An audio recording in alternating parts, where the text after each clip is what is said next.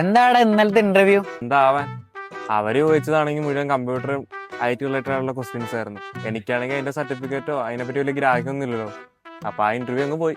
ഓ, ഇനി എന്താ നിന്റെ അടുത്ത പ്ലാൻ? ഇനി ഏതെങ്കിലും കമ്പ്യൂട്ടറിലായിട്ടുള്ള കോഴ്സ് പഠിക്കണം, നല്ല ഇൻസ്റ്റിറ്റ്യൂട്ടിൽ പോയിട്ട്. അല്ല, നിനക്ക് ഏതെങ്കിലും ഇൻസ്റ്റിറ്റ്യൂട്ട് അറിയോ ഇതിനെപ്പറ്റി? അതിനുള്ള സൊല്യൂഷൻ ആയിട്ടല്ലേ ജിടെക് വന്നിട്ടുള്ളത്.